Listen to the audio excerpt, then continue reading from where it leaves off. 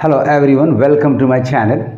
Students, आज का topic है para jumbles with odd ones out asked in bank examinations.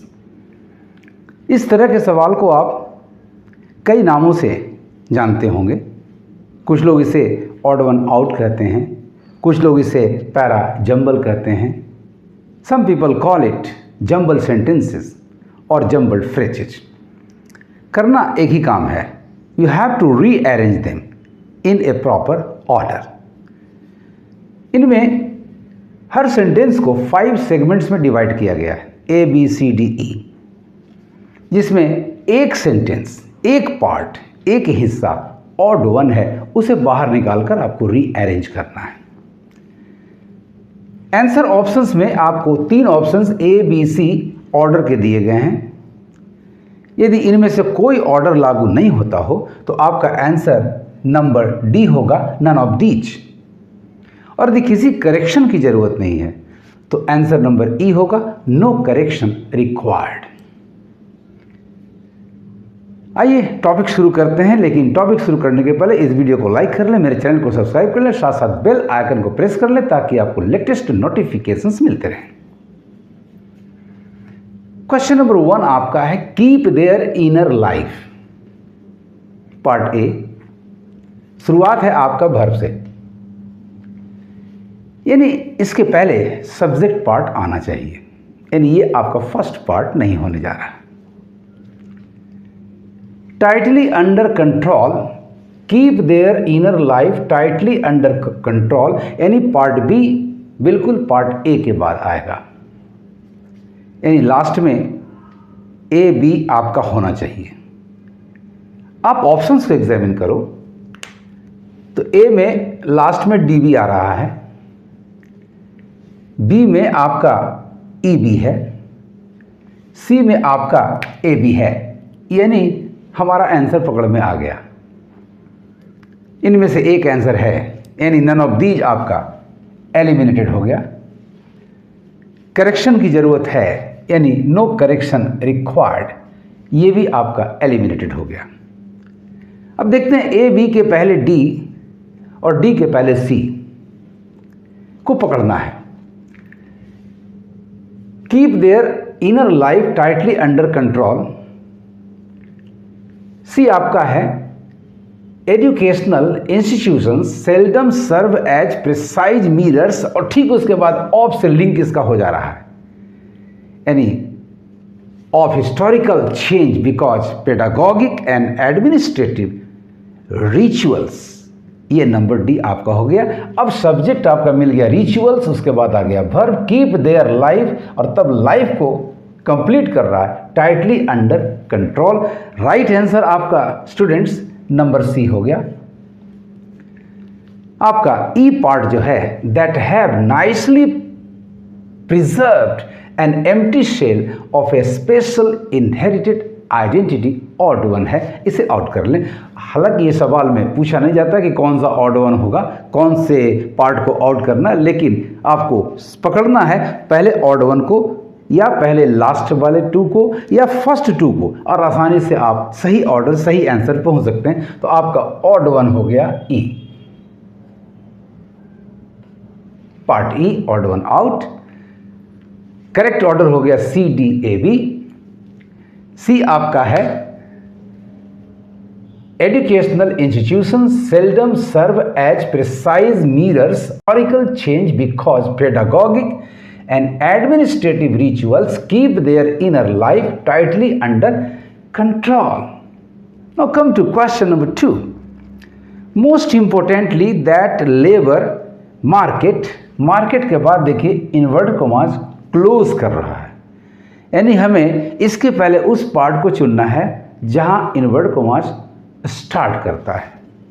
We can expect to see continued spillovers into, ये भी एक link हो जा रहा है, other areas of the economy combined with a brother, देखिए यहाँ इनवर्ट कॉमा स्टार्ट हुआ, यानी फर्स्ट सेंटेंस फर्स्ट पार्ट आपका हो गया combined with a broader market broader unravelling of credit markets, और तब उसके बाद जाएगा most importantly the labour market we can expect to see continued spillovers into other areas of the economy. Right answer आपका पकड़ में आ गया। सेगमेंट नंबर आपका जो ई है वो ऑड वन आउट हो गया। अब देखते हैं सही क्रम क्या है। तो आपका पहला सेंटेंस बना डी आपका है कंबाइंड विथ, डी से स्टार्ट आपके पास ये है, डी से यहां भी है, ये डी से नहीं है, अर्थात इन दोनों पर गौर करें। Combined with a broader unravelling of credit markets, D के बाद आपका आ रहा है ए मोस्ट इंपॉर्टेंटली, और डी के बाद ए कहीं नहीं है, यानी none of these. Right answer आपका हो गया नन ऑफ दीज, यानी हमें आंसर मिल गया answer number D, none of these. इसका सही ऑर्डर आपका हो गया, सबसे पहले आपका हुआ डी आपका है combined with a broader unravelling of credit market, उसके बाद आया number A most importantly the labour market, और तब आ गया आपका B we can expect to see continued spillovers into, और तब उसके बाद आ गया C areas of the economy, और पार्ट नंबर आपका जो ई है is not a part of the coherent passage, odd one हो गया आपका आउट करने के लिए ई। तो राइट आंसर स्टूडेंट्स आपका क्रम हुआ, सही ऑर्डर आपका हुआ डी ए बी सी, यानी आपके आंसर ऑप्शंस में राइट आंसर आपका हो गया D, none of these. Now let us come to question number 3, the 5 parts, उन्हें पढ़ें। एंड एक्ट, एंड से स्टार्ट होगा नहीं, and act judiciously to bring the economy back on track. Part B को देखिए, The startup ecosystem cannot progress in a disturbed business cycle. इसका भी कहीं से लिंक नहीं बन रहा है। Let us see the part C. The economy appears to be in a shambles. Leaders in the government are failing to recognize the pessimism. Part E. And despite the gloomy forecasts for the future. आपका first sentence जो introduce कर रहा है इस short para को, वो जा रहा है नंबर सी में, the economy appears to be in a shambles, यानी पहला आपका सी हो गया।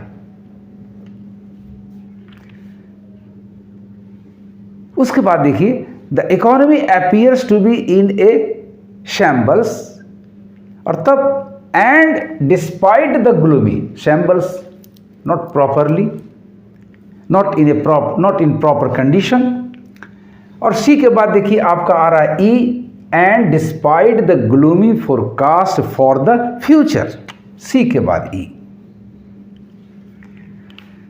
सी ई आपके पास एक आंसर में आ रहा है नंबर सी।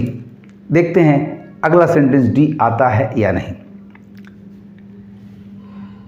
डी आपका है leaders in the government are failing to recognise the pessimism, यानी डी बिल्कुल बैठ जा रहा है, वहां पर सेट कर जा रहा है, फिट है कोहेरेंट पैराग्राफ के लिए।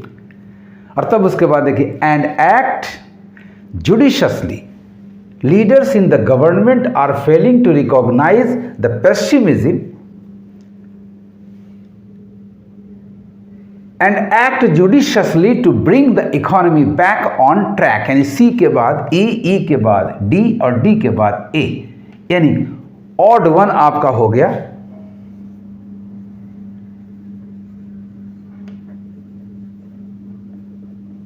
Odd one out B, right order आपका हो गया CEDE, जो कि आपके पास ऑप्शन नंबर सी में मौजूद है। बड़ी आसानी से, थोड़ा धैर्य के साथ अटेंटिवली एग्जामिन करेंगे आप तो सही क्रम आपके पकड़ में आ जाएगा। अब आप इसको पढ़ ले ध्यान से।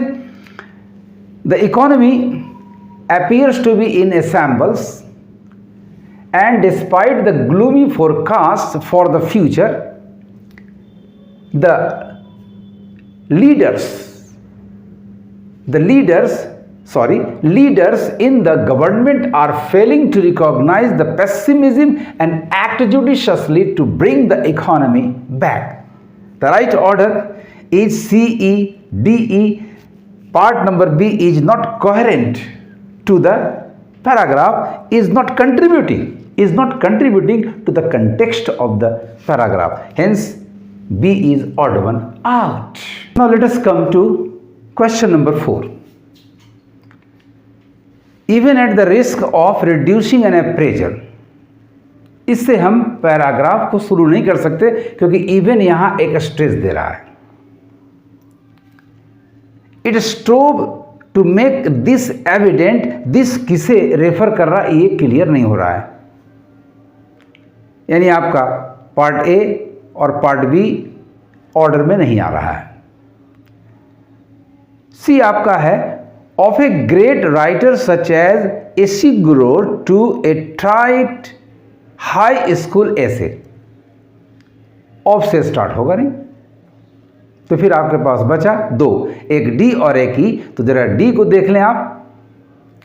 While announcing the name, yes writer को रेफर कर रहा है। वाइल अनाउंसिंग द नेम यानी डी आपका स्टार्टर हुआ और डी से आपके पास दो आंसर्स हैं, एक है नंबर ए और दूसरा है number C. While announcing the name और उसके बाद दैट आ नहीं सकता क्योंकि नेम के बाद एक कॉमा आ रहा है। ऐसे भी द नेम को पर्टिकुलराइज किया गया है तो रिलेटिव प्रोनाउन दैट होगा नहीं। तो शुरुआत हमारा हुआ डी से। अब डी के बाद देखते हैं बी आना है या सी आना है। वाइल अनाउंसिंग द नेम, अब जरा बी को देखें आप। It strove to make this evident, D के बाद बी आपका क्लियर हो गया, यानी आपका ए और सी ये रूल्ड आउट हो गया। It strove to make this evident even at the risk of reducing an appraisal, appraisal किसका? Of a great writer such as Ishiguro to a trite high school essay, यानी सही आंसर स्टूडेंट्स पकड़ा गया DBAC, that is option number A. और आपका last part जो है E is not coherent to the passage, is not a part of the coherent paragraph.